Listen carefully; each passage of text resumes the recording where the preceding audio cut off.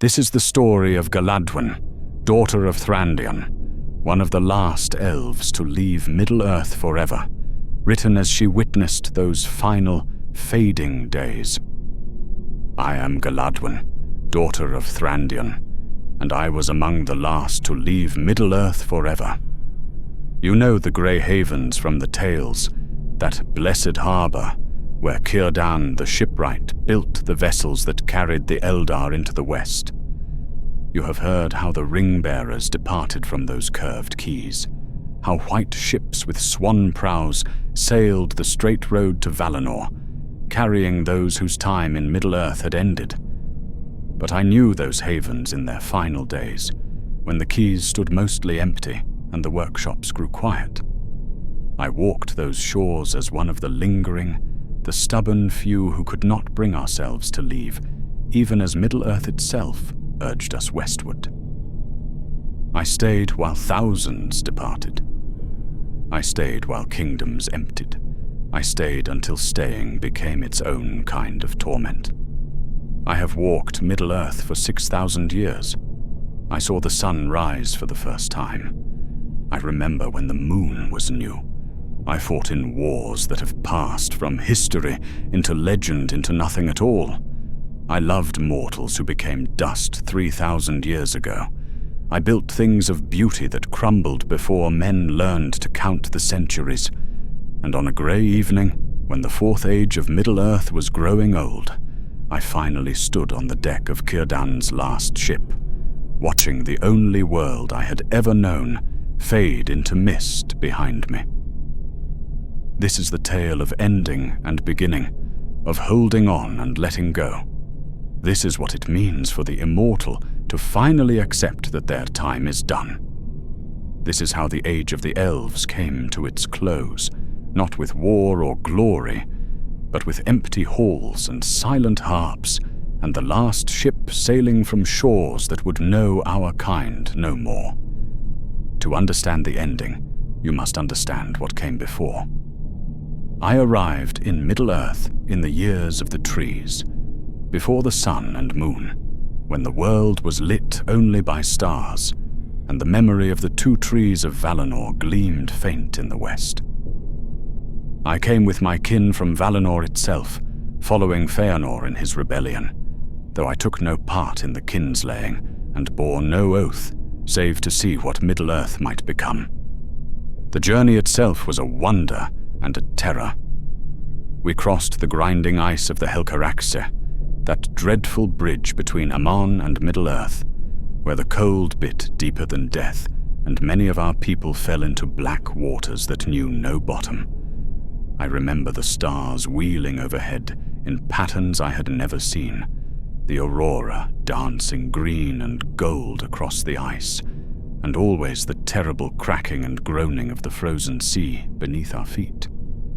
When at last we set foot on Middle-earth, it was a land dark under stars, lit only by the cold light of Varda's creating. Yet to us it seemed beautiful beyond measure, a canvas unmarked, waiting for our hands to shape it. We were young then, though we called ourselves old, drunk on our own power and the vastness of this new world spread before us. In those days, we were mighty. Our lives were flame and song. Our power ran deep as mountain roots. We built kingdoms that made the greatest works of later ages look like children's mud castles. Gondolin the Hidden, where fountains sang and eagles nested on towers of white stone. Nargothrond of the Caves, carved into living rock with halls that echoed with harp music. Doriath of the Thousand Halls, protected by the girdle of Melian, where time itself moved differently. These were realms where beauty and strength were one, where the very stones sang with the power we poured into them. I was a maker of beautiful things, a crafter of jewelry and vessels, a worker in gold and silver and precious stones. In Gondolin, I learned my craft from masters who had studied under Orla himself in Valinor. My hands shaped cups that would never empty of virtue, keeping wine sweet and water pure no matter how long the journey. I wrought brooches that would turn aside evil, their gems kindling to warn of approaching darkness. I made rings of power, though never anything to match the great works of Celebrimbor or Feanor himself. Rings that could preserve and protect, that could kindle hope in despair or bring sleep to the troubled. My workshop stood in the street of the jewelers, where hammer song rang from dawn to dusk and the forges never cooled. I remember the satisfaction of drawing wire of gold so fine it seemed like captured sunlight, of setting gems with such precision that they caught and held the light of stars. Each piece I made was an act of subcreation, bringing beauty into a world that desperately needed it, adding my small voice to the great music. For 3 ages I walked Middle-earth. I saw wonders and horrors beyond counting. I stood on the walls of Gondolin when Morgoth's forces broke against them like a black tide, dragons in the van and Balrogs for captains. I watched the city fall in flame and ruin, saw great eagles battle dragons in the sky, while below us the houses of the Noldor made their last stand. My brother Morcon died defending the great gate, cut down by a Balrog's whip, and I fled with the other survivors through secret ways, carrying nothing but grief and the clothes on my back. I witnessed the War of Wrath when the host of Valinor came at last to Middle-earth and threw down Morgoth. The earth shook and mountains walked. Dragons fell like rain from the sky, and Thangorodrim was broken into dust. So great was that battle that Beleriand itself was broken and drowned beneath the waves.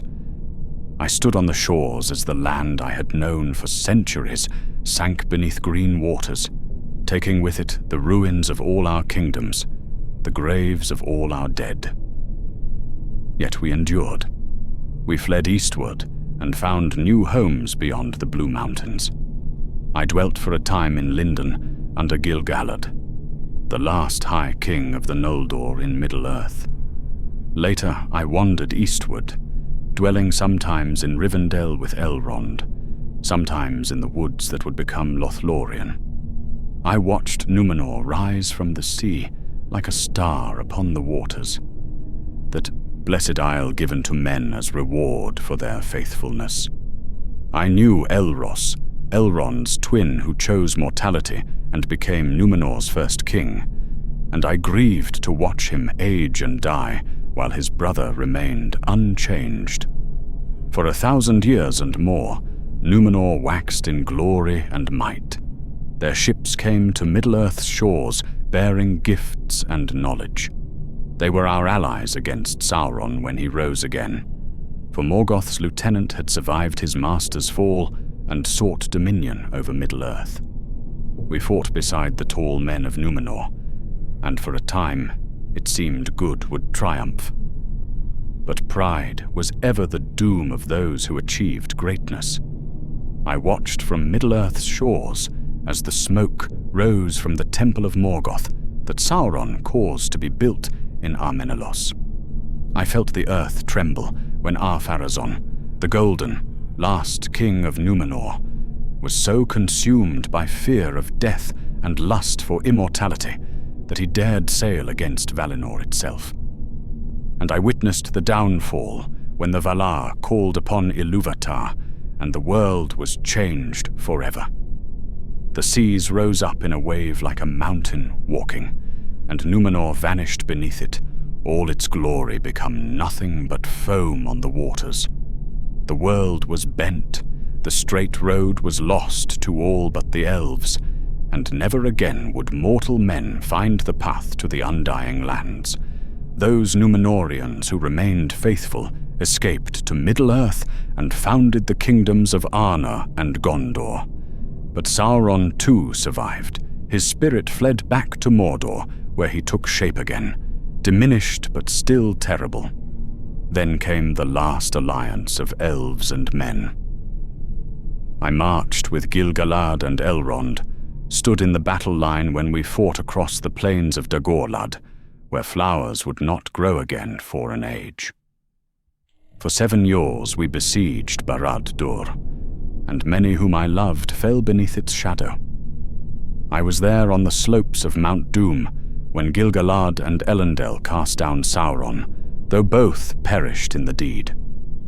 I watched as Isildur cut the ring from Sauron's hand, and I stood with Elrond and Círdan as they urged him to cast it into the fire. He would not. The ring had already taken hold, and Isildur carried it north, where it would betray him at the Gladden Fields. Thus our victory became only respite, for while the ring endured, so too would Sauron. The Third Age was a long defeat, as Elrond named it. Slowly, so slowly, the shadow grew again. The elven rings preserved our realms, Vilya in Rivendell, Nenya in Lothlórien, Narya hidden. But we were holding back time itself, maintaining pockets of the Elder Days, while around us the world moved on. I spent those centuries as I had the others, making beautiful things, teaching those who wished to learn, fighting when fighting was needed. I loved mortals, brief and bright as candle flames, each generation bringing new wonders and new sorrows. I knew kings and shepherds, warriors and poets, watched bloodlines rise and fall like waves upon a shore. Through it all, I endured. We Eldar do not die as mortals do. Our bodies may be broken, but our spirits endure, bound to ardor until the world's ending. This is our gift and our curse, to watch ages pass like seasons, to see all things we love fade while we remain. But after the War of the Ring, after Sauron's final defeat, something changed. The last of the great rings had been unmade. The one ring fell into the fire, and with it broke the power of all rings, even the 3 that had never known Sauron's touch.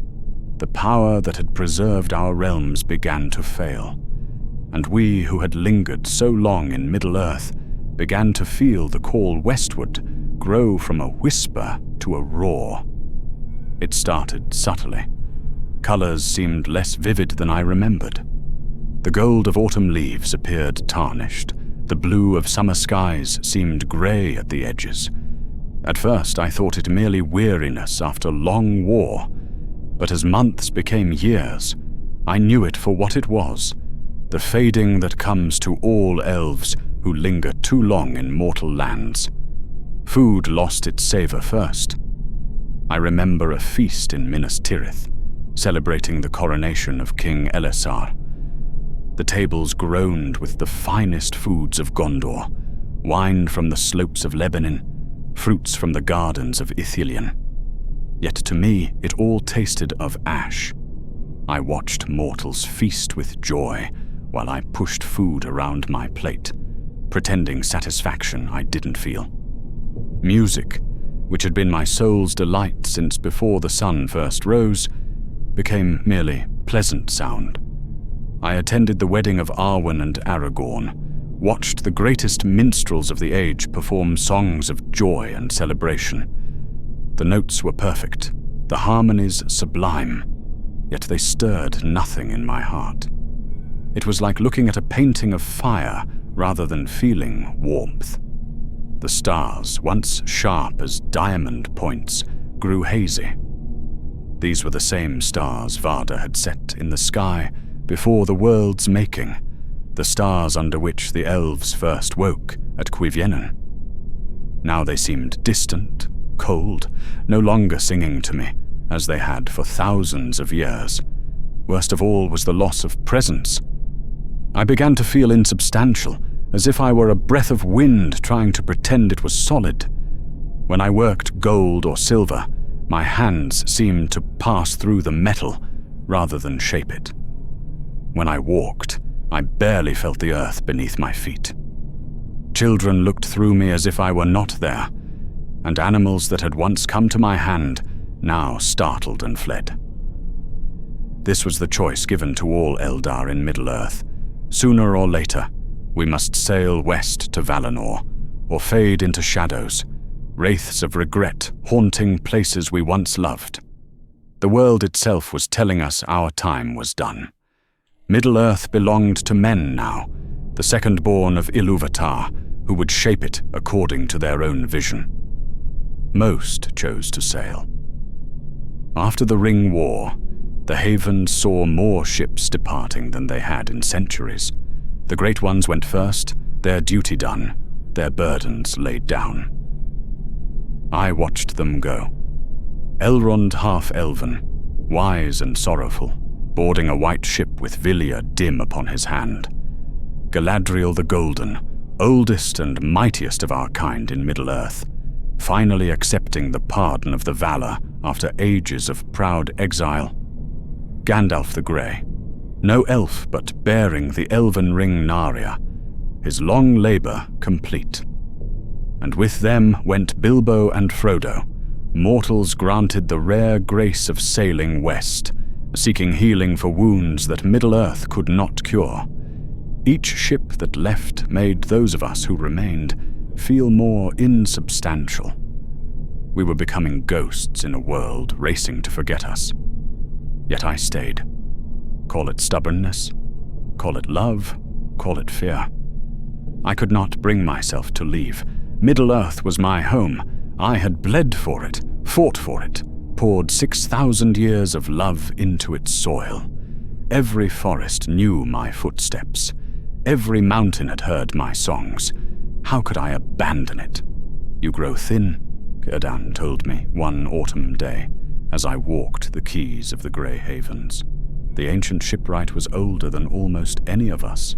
One who had never seen the light of the trees yet had dwelt in Middle-earth since the awakening of the Elves. His beard was silver, his eyes deep as the sea he loved. I am well enough, I lied. He studied me with those ageless eyes. You are fading, Galadwen. I see it in you as I have seen it in so many. The world moves on, and we must move with it, or be left behind as shadows.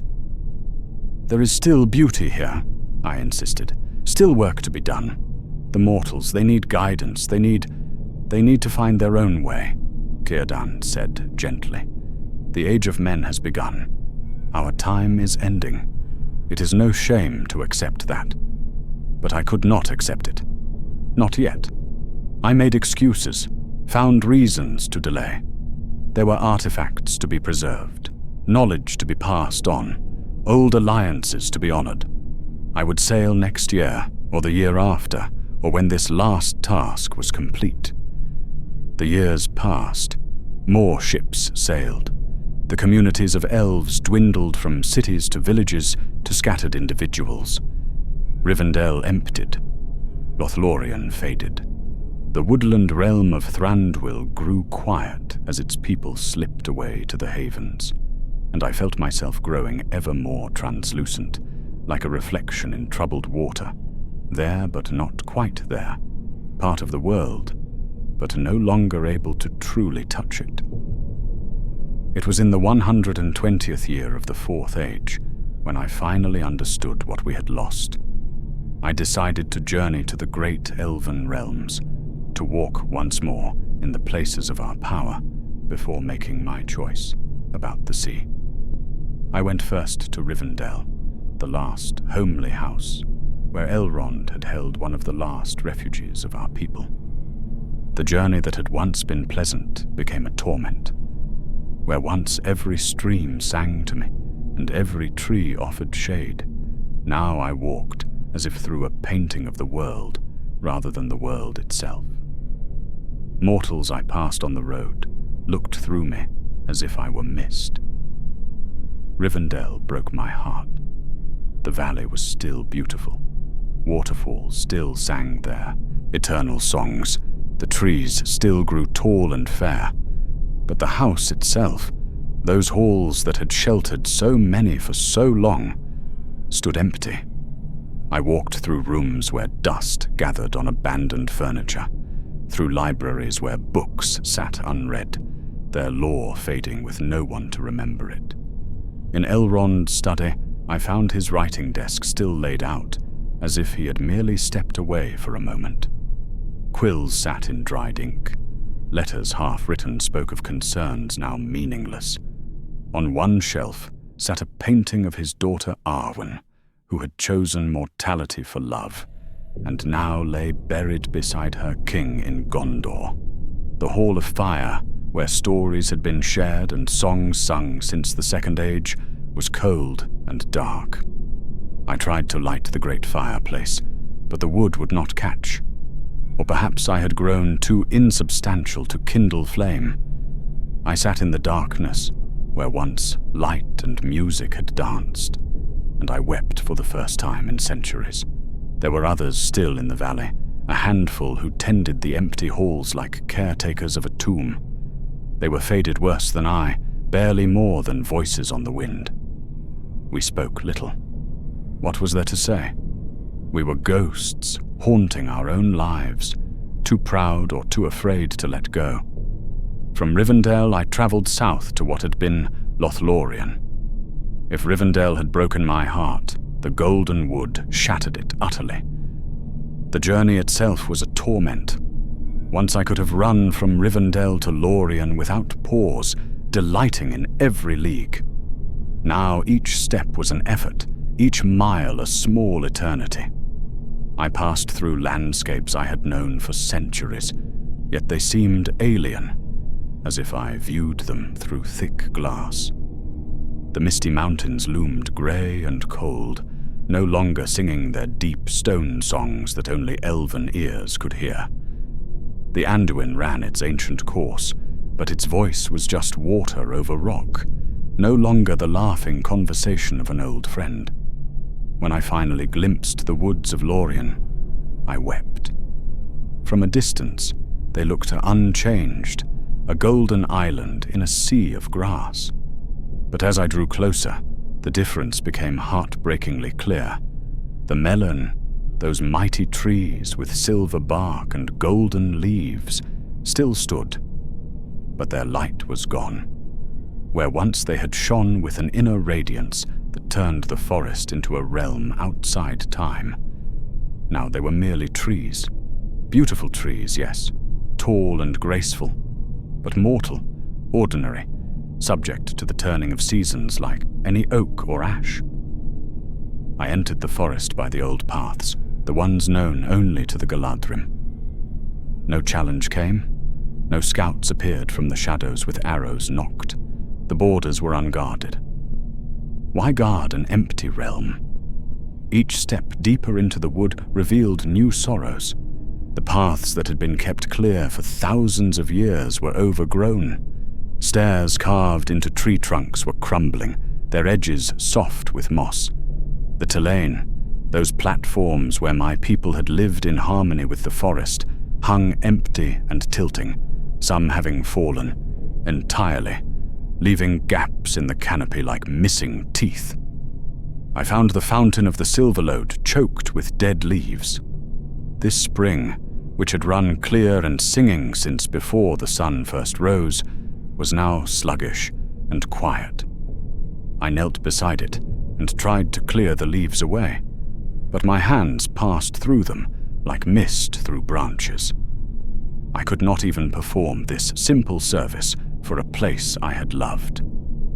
In Caras Galadon, the great city where Galadriel had ruled, wind whistled through abandoned halls. The stairs that wound around the massive melon were treacherous with rot. I climbed anyway, needing to see, needing to witness the full measure of our loss. The palace of the Lord and Lady stood open to the elements. Rain had entered, and small creatures. Birds nested in the rafters where harpers had once played. Moss grew on the throne, where Galadriel had sat in power and beauty, dispensing wisdom and judgment. I climbed to the highest talon, where the Lord and Lady had dwelt. Their chambers, once filled with light and laughter, were empty save for a few pieces of furniture too large to remove. In what had been Galadriel's private garden, I found the mirror, that silver basin where visions of things that were things that are, and things that yet may be, had appeared to those with courage to look. It lay on its side, tarnished and cracked. Dead leaves filled its bowl. I tried to write it, but again my hands had no substance, no strength. I could only look and grieve. The very air, which had once held a timeless quality, thick with memory and power, now moved with the common turning of the world. No longer did time flow differently here. No longer did winter's bite soften or summer's heat gentle. Lothlórien had become just another forest, beautiful but unexceptional, mortal. I met only 3 elves in all of Lothlórien. They were sylvan folk, those who had loved the forest before Galadriel came and could not bear to leave it even diminished.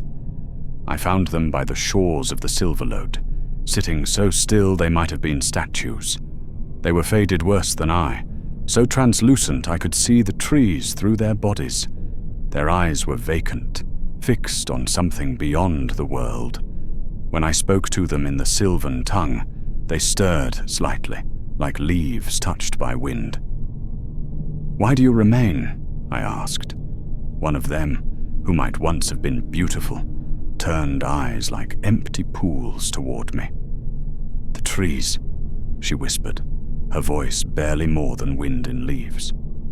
"We promised to tend the trees. They are dying without us, but we are dying with them. We cannot leave. We will not. Come with me to the havens," I urged. "There is still time. Ships still sail." But they were already fading back into stillness, becoming part of the forest they could not abandon. I wondered, with a chill deeper than winter, if this would be my fate too, if I lingered much longer. To become a ghost, haunting places that no longer knew me, bound by love to something that could not love me back. I spent 3 days in Lothlórien, walking paths I had once danced along, sitting beneath trees where I had once sung. Every corner held a memory. Here, Haldir had challenged intruders with stern words that hid a kind heart. There, Celeborn had held court beneath the stars. In that glade, I had crafted a brooch for a young mortal woman who wept with joy at its beauty, not knowing her great-granddaughter would wear it at her wedding to a king. On my last night, I climbed to a flet that had somehow survived intact and watched the stars through the canopy. They were just stars now, not the holy lights Varda had kindled. The forest was just a forest, and I was just a fading spirit in a world that no longer needed me. I traveled to other places of our power. The halls of Thrandion in Mirkwood, which had returned to its old name of Greenwood the Great, were sealed and dark. Men now dwelt on the edges of the forest, and they had superstitions about the haunted elf ruins, but no knowledge of the glory that had once been. At the havens of Elrond in the south, I found only stones and gulls.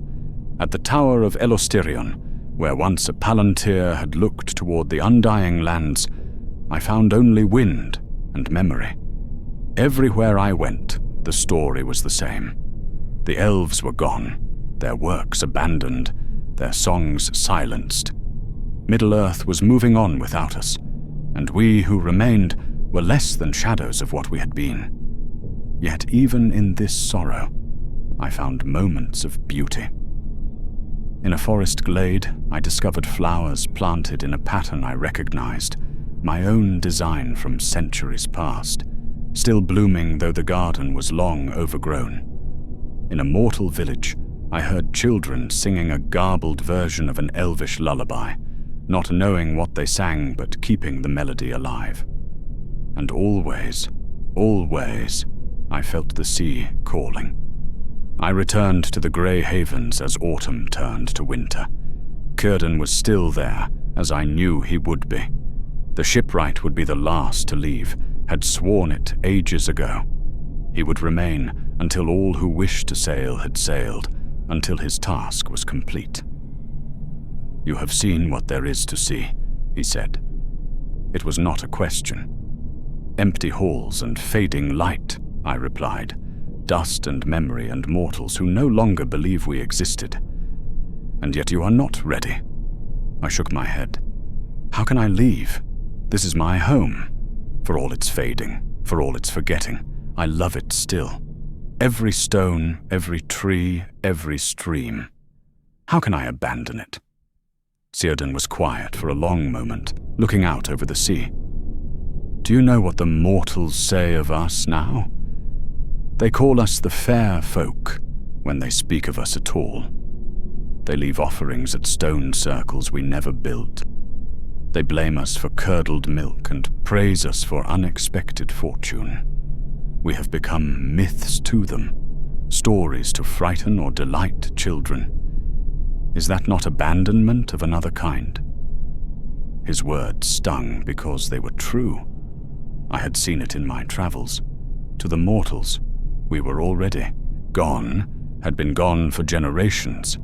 They lived in the ruins of our kingdoms and made up stories to explain the stones. They walked paths we had worn smooth and never wondered who had walked there first. Stay a while, Círdan offered. Help me with the last ships. There are still some who will come, stragglers like yourself who cannot quite let go. When you are ready, you will know. So I stayed at the Grey Havens, that curve of shore where the Gulf of Lune met the Great Sea. I helped Círdan in his workshops, though my hands were less skilled than they had been, less able to shape wood and bind it with will. Still, there was peace in the work, in creating vessels that would bear the last of us home. The years passed quietly. Sometimes an elf or two would arrive, worn with travel and time, ready at last to take the western road. They came with little fanfare, these last exiles. A wanderer from the Blue Mountains who had tended forgotten shrines, a guardian of the old forest who had finally accepted that the trees no longer needed her, a scholar from distant lands who had preserved what lore he could and now sought the living knowledge of Valinor. Each told their story of lingering, of loving Middle-earth too much to leave until leaving became the only choice. Each looked as I felt, translucent, wavering, caught between world and shadow. I remember particularly an elf named Tarhir, who arrived in the depth of winter, so faded he was barely visible against the snow. He had been guardian of a grove sacred to Yavanna, had tended it since the First Age, but mortals had cut it down to build a town, not knowing what they destroyed. He had tried to stop them, but his arrows passed through them like mist. His voice was only wind in their ears. He wept as he told it, and his tears were the first rain of spring. With each tale, I understood better what Círdan had meant. We were already ghosts to this world. Our time was done, our purpose fulfilled or failed. To stay was not devotion, but delusion. Yet still I was not ready. I walked the shores, collecting shells and memories. I watched the mortals in their villages, saw them living and loving and dying in their quick, bright way. They needed no elves to guide them now. They made their own mistakes, found their own wisdom, created their own beauty. I began to write, setting down memories of 6,000 years. Not great histories, those had been written by wiser minds than mine. Just small things, personal things. The taste of Lembas on the march to the last alliance. The sound of Elrond's laugh before sorrow settled on him. The way moonlight looked on the Bruinen in spring. The feel of crafting something beautiful and seeing it bring joy. One day, as I struggled to describe the light of the two trees, which I barely remembered from childhood, I realized I could no longer picture them clearly. My memories, so long my treasures, were fading like everything else. That night, I went to Círdan. "I am ready," said. He smiled, and there was relief in it. The last ship is nearly complete. A few more are coming, the very last who held on as long as you. When they arrive, we sail. They came over the next months. An elf from the far south who had mapped coastlines for 3 ages. Twin brothers who had stood guard at a forgotten fortress since the Second Age, unwilling to abandon their posts until the fortress itself crumbled. A handful of Sylvans from the depths of Mirkwood who had finally accepted that the forest was healing without them. And strangest of all, on a grey morning in late autumn, Sam Gamgee arrived at the Havens. I was walking the quays in the early mist, a habit I had developed in my years of waiting. The sound of hooves on stone made me turn, and there, riding a pony that looked as aged as its rider, came the most famous gardener in the history of Middle-earth. He was ancient for a mortal, over 90 years by my count, though hobbits were longer lived than most men. His hair was white as new snow, his face mapped with wrinkles like a beloved landscape marked by time. He rode slowly, carefully, accompanied by a small escort from the Shire, young hobbits who looked at the sea with wonder and at their charge with protective concern. Sam wore simple traveling clothes, well made but showing the wear of the road. At his belt hung a small, worn leather pouch, and I wondered if it held earth from his garden, a final piece of the Shire to carry with him. His eyes, those brown hobbit eyes that had seen the eye of Sauron and not quailed, were tired but still kind, still capable of wonder. Master Samwise, Círdan greeted him with genuine warmth, walking forward to help him dismount. We have been expecting you. Sam slid carefully from the saddle, his movements showing his age, but also the stubborn strength that had carried him to Mount Doom and back. "Well now, Master Círdan," he said, and his voice was like autumn leaves, dry but still holding warmth. "That's kind of you to say, but I weren't sure myself I'd make it. My old bones don't travel as easy as they once did." "You have earned your passage more than any," Círdan said. "The ship awaits only you." Sam's eyes grew bright with unshed tears. "And will Mr. Frodo be there? On the other side?" "He awaits you," Círdan assured him. Healed and whole and eager to see his dear Sam again. The old hobbit's shoulders sagged with relief. "Well then, I couldn't go without saying a proper farewell to my dear Frodo, could I? The lady said I could come when my time was near and my rose had gone ahead. And I think, begging your pardon, Master Círdan, that my time is very near indeed."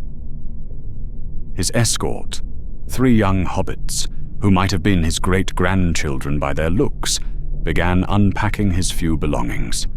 There was a small trunk, travel-worn, a walking stick polished smooth by use, and a carefully wrapped package that he carried himself. "Will you be all right, Mayor Sam?" one of them asked, and I realized with a start that this was still Samwise the Mayor, hero of the Shire, though he looked ready to lay down all such titles. "Right as rain, young Tolman," Sam said, patting the lad's shoulder. "You tell them all back home that old Sam went willing and glad. Tell them the garden's in good hands now, and the book's all finished, every page filled just like Mr. Frodo asked. Tell them," his voice caught slightly, "tell them I was grateful.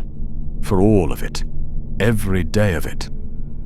He had the sea longing on him, the gift and burden Galadriel had hinted at so long ago. I could see it in the way his eyes kept turning to the water, in the slight tremor in his hands that stilled when he faced west. As a ring-bearer, even briefly, he had the right to sail west. More than that, he had earned it through faithfulness beyond measure. "The ship is ready," Círdan said. "We sail with the dawn." That gave us one night, one last night on Middle-earth's shores. Sam's escort set up a small camp on the greensward above the quays. They built a fire and shared a meal. Simple hobbit fare that Sam had insisted on bringing. Seed cakes and cold chicken, apples from the Shire's orchards, and a small cask of ale from the Green Dragon. "Will you join us, my lady?" Sam asked me as I stood watching. "There's plenty for all, and it seems fitting to share one last meal on this side of the water." I sat with them, though I could not eat. The hobbits were kind enough not to comment on my untouched plate. They talked of small things, harvest prospects and local gossip, who had married whom and which families had new children. Sam listened with the attention of one storing up final memories, occasionally asking after someone specific, nodding at news of births and marriages and the small triumphs of daily life. As the fire burned low and his escort began to yawn, Sam and I found ourselves sitting apart on a bench overlooking the harbour. He had lit his pipe, the smoke fragrant with long-bottom leaf, and for a while we simply sat in companionable silence. "It's a funny thing," he said at last, puffing thoughtfully. "I never thought I'd want to leave the Shire. All through the journey to Mordor, all I wanted was to get back home. And I did. And it was wonderful. 13 children Rose and I had, and everyone a blessing. Watched the Shire bloom and grow. Watched the saplings I planted become great trees. Had more joy than any hobbit deserves, I reckon. Yet you leave it all, I observed. Aye, he said. But not all. I take it with me, see? He touched his chest over his heart. Every flower I planted, every grandchild I bounced on my knee, every sunset I watched with my Rose. It's all here, and always will be. But once Rose was gone, and the children all grown with families of their own, I started to hear it. The sea calling like. And I knew Mr. Frodo was over there, waiting. He said we'd meet again, and Mr. Frodo never broke a promise to me. You have great courage, I told him, to leave all you have known for the unknown. Sam chuckled, a sound like water over well-worn stones. Begging your pardon, lady, but it's not unknown. I've seen enough to know that what lies west is beautiful beyond telling. The lady showed me in her mirror. Hills green as the Shire, but greener. Gardens that bloom all year, and peace. Real peace. Not just the absence of war, but the presence of something better. And I've had my time in Middle-earth, a good long time full of blessings. Now it's time for the next adventure, as Mr. Bilbo might have said. His simple faith shamed my centuries of hesitation. This mortal, who had perhaps 90 years against my 6,000, understood what I had struggled to accept, that there is a time for holding on and a time for letting go. What will you miss most? I asked. He thought for a long moment, puffing his pipe. The spring planting, I think. That moment when you put seed in earth and know that with sun and rain and time, something green will come. There's hope in that, real hope you can touch, and the smell of the Shire after rain, and the taste of strawberries from my own garden. He smiled. But then, who's to say there aren't gardens in the West? Different gardens, maybe, but I've never met a garden I couldn't learn to love. We talked long into the night. He told me of his journey to Mordor, the weight of carrying Frodo and the ring both. He spoke of the scouring of the Shire, how they had returned to find their home corrupted, but had cleansed it through courage and hard work. He talked of his years as mayor, of the children he had raised, of his Rose who had been his anchor and his joy. She understood at the end, he said softly. Told me I'd been halfway across the sea since I came back from Mordor, and it was time I finished the journey. Said she'd wait for me, wherever hobbits go when their time comes. And I believe her. Rose always kept her word. Near dawn, he unwrapped the package he had carried so carefully. Inside was a small box of polished wood, and within that, pressed between pages of glass, was a single mallan leaf, gold and silver and perfect. From the party tree's last sapling, he explained. Thought I should bring something of the Shire with me, and this seemed right. A gift from the lady, from one land to another. His simple gesture moved me to tears. Here was a mortal who understood something I had struggled with for decades, that we carry our homes within us, that love transcends distance, that memory can be a bridge as strong as any ship. That night I walked to the end of the longest quay, where Círdan's last ship waited. She was smaller than the great vessels of earlier ages, but perfect in her crafting. White she was, with silver sails and a swan prow that seemed eager for the journey. Círdan had poured all his skill and love into her, this final creation of his long labor. I placed my hand on her hull and felt the sea longing strike me like a physical blow. Home. She would carry us home. Not to Middle-earth, which had been home for so long, but to our true home, the blessed realm from which we had been exiled so long ago. For the first time in centuries, I felt solid, real, present. The ship recognized me as one who would sail, and in that recognition, I found myself again. Dawn came grey and soft, with a light rain that felt like the sky's own tears of parting. Our company gathered on the quay, a small group to mark such a momentous ending. Círdan stood at the helm, his hand on the swan-carved prow, singing softly in the oldest tongue. The other elves arranged themselves quietly on deck, each lost in their own farewells. Sam was helped aboard by his escort, who wept openly to see him go. He patted their hands and spoke comfortable words, the gardener still tending to others even at the last. When he was settled, wrapped in a grey cloak against the morning chill, he looked back at Middle-earth one more time. Well, he said to no one in particular, it's been a grand adventure, and no mistake. I stood at the rail, my feet on the deck, but my eyes on the shore. This was it, the moment I had delayed for over a century. Once the ship sailed, there was no returning. The straight road ran one way only, west into the uttermost west, to shores that mortal feet could not tread. Behind us stretched Middle-earth in the dawn, grey-green and beautiful, sleeping under the rain.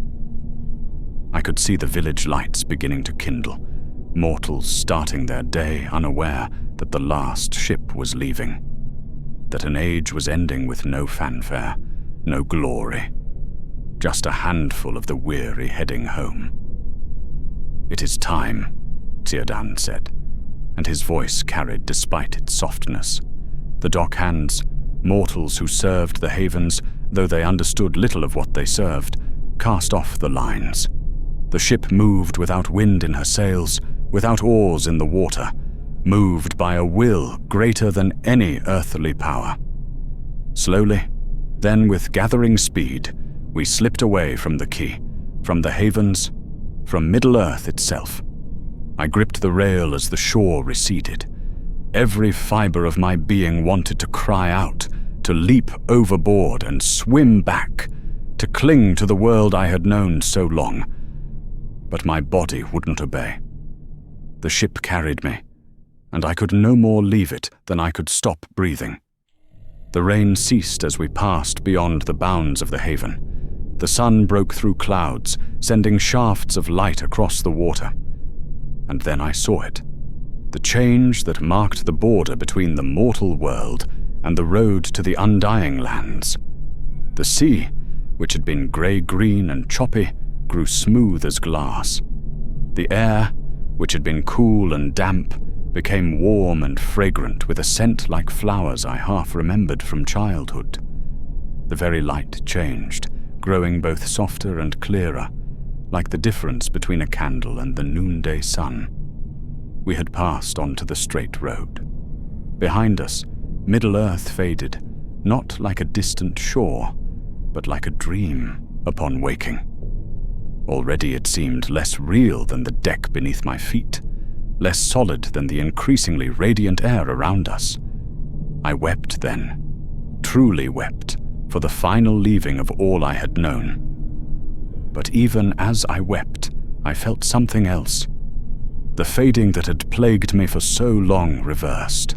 With each league we sailed, I felt more myself. Colors grew vivid again. The world gained substance and weight. My hands on the rail looked solid, real, present in a way they had not for decades. Sam stood beside me, his old face wondering. "Do you feel it too, lady? Like years are falling away?" I nodded, not trusting my voice. It was true.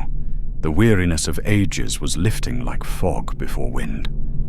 Not youth, we were not growing young again, but the terrible weight of time in a world that was no longer ours dissolved with each moment. Around us, the other elves were experiencing the same transformation.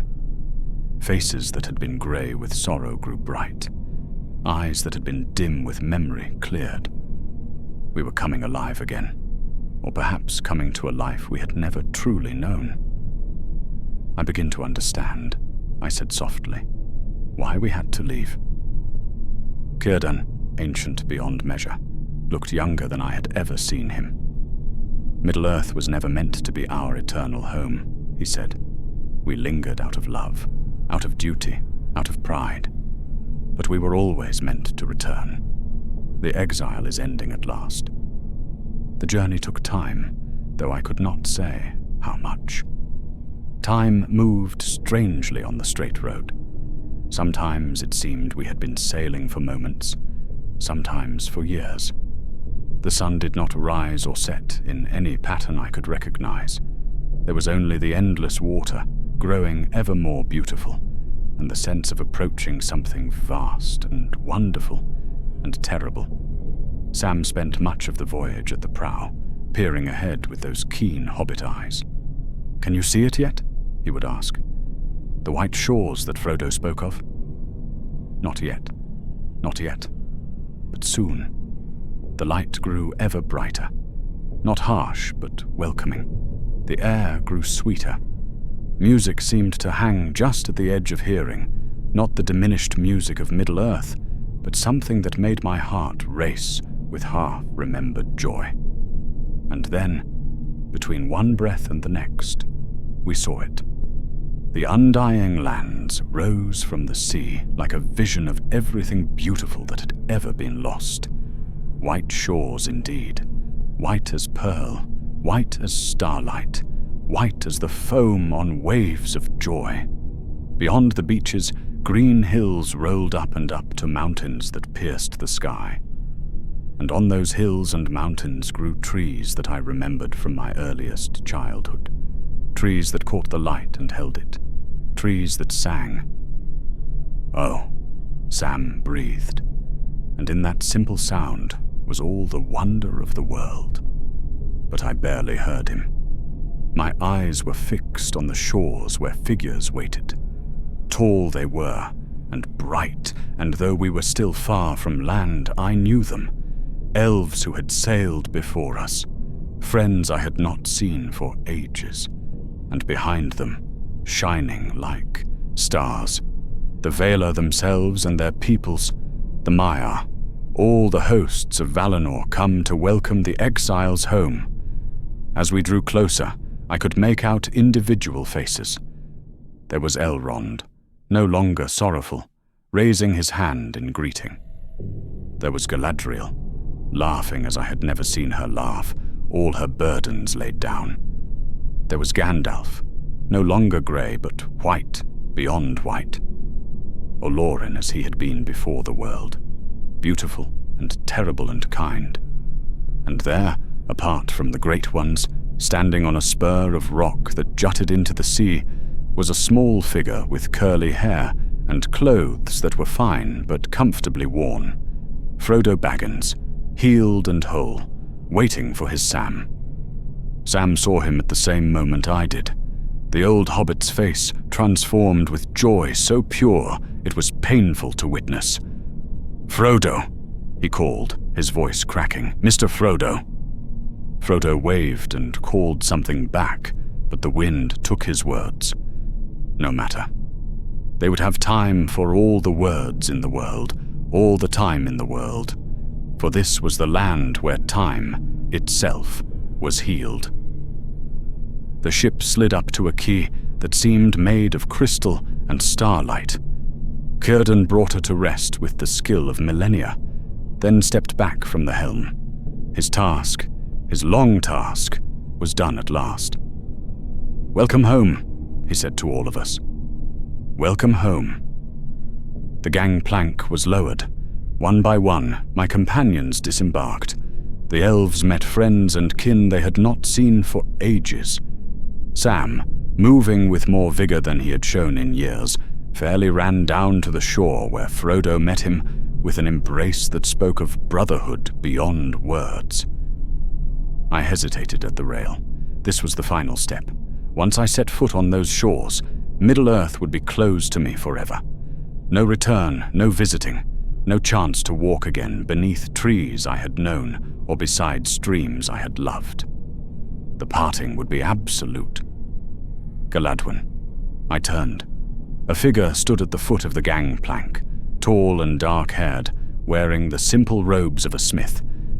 I knew him, though 3 ages had passed since last we met.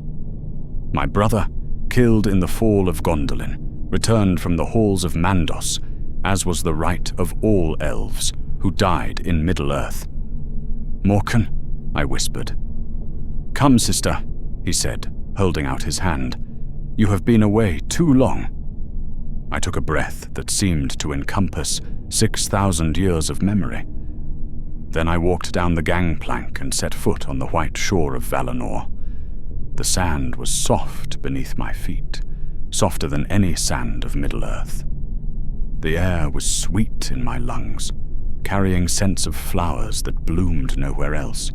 Flowers I remembered from before the sun and moon, from the years of innocence, before Feanor's rebellion, before pride and oath and kinslaying marked us all. My brother embraced me, and he was warm and solid and real as nothing had been real for so long. Around us, other reunions were taking place, tears of joy and laughter mixing on the white beach. "Come," Morkan said. "There is so much to show you. So much has changed, and so much remains as you remember. Mother and father are waiting. They have prepared a place for you." I let him lead me up the beach toward the green hills, but I paused once to look back. The ship sat empty at the quay, its journey complete. Beyond it, the sea stretched endlessly, but Middle-earth was gone. Not invisible, not distant, but gone, as if it had never been, or as if it existed in some other music, some other tale entirely. I waited for the pain of loss, but it did not come. How could I mourn shadows when I stood in the light? How could I weep for echoes when I heard the true song? Middle-earth had been a chapter, long and beautiful and tragic, but the chapter was ended. A new one began here, or perhaps an old one resumed. In the distance, up on the hills, I could see buildings of such beauty that my craftsman's heart leapt. White towers and golden halls, gardens where the two trees' descendants grew, workshops where sub-creation continued unbound by the marring of ardor. There would be work here, good work, creation without the shadow of destruction. "Will you tell me of your time there?" my brother asked as we walked. 6,000 years of Middle-earth. There must be so many tales. "Yes," I said. "I will tell them all. The great and the small, the triumphs and the failures. I will tell of mortal friends whose lives blazed brief and bright, I will tell of buildings razed and kingdoms fallen. I will tell of the beauty that fades and the beauty that endures. We walked up from the shore, and with each step, I felt more myself than I had in centuries. This was what I was meant to be. Not a fading ghost clinging to a world that had outgrown me, but an elf in the land of elves. A child of Ilúvatar in the realm prepared for us since before the making of the world. Behind us, on the beach, Sam and Frodo walked hand in hand, the gardener and the ring-bearer reunited at last. Their mortal forms would not last forever even here, but they would have time, precious time, to heal and remember and prepare for whatever journey awaited mortals beyond the circles of the world. Círdan stood alone on his ship one last moment, his hand on the swan-carved prow. Then he too disembarked, his task complete after ages of patient service. The shipwright had built his last ship, carried the last exiles home. Now he too could rest. As the sun set, and it was a sunset more glorious than any I remembered, painting the sky in colors that had no names in any mortal tongue, I understood at last what Gandalf had meant when he said that death was just another path, one that we all must take. We had died to Middle-earth, but in that dying, we were born to something greater. The last ship from the Grey Havens sat empty at the quay, its work complete, and we who had sailed on her began our new lives in the blessed realm, where memory became song and sorrow was healed in the light that does not fade. Behind us, Middle-earth turned on, without us, the age of men proceeding as it must. We were myth now, legend, a whisper of something beautiful that had passed, and that was as it should be. Every age must end for the next to begin. Every song must fade for new songs to be born. But here in Valinor, our song continued, changed but not ended, and I found, to my wonder, that I was eager to hear how it would unfold. The stars came out, the stars of Valinor that burned brighter and closer than any stars over Middle-earth.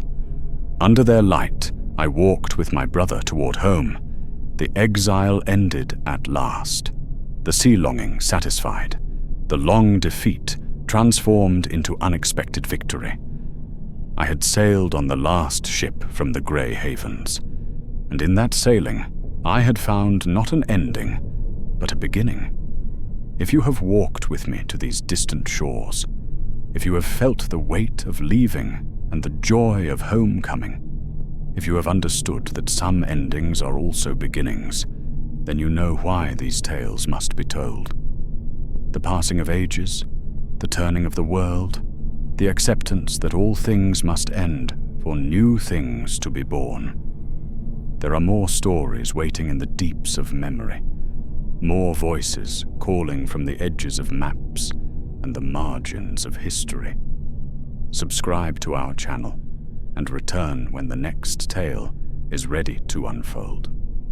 For though the elves have passed into the west, their memories linger like starlight, and in the sharing of their stories, something of their light remains. The Grey Havens stand empty now, and no ships sail the straight road from Middle-earth. But in the remembering, we each make our own journey to shores of meaning, where what is lost is found again, and what has ended continues in forms we never imagined. Until the next tale, dear listeners, may you find your own white shores.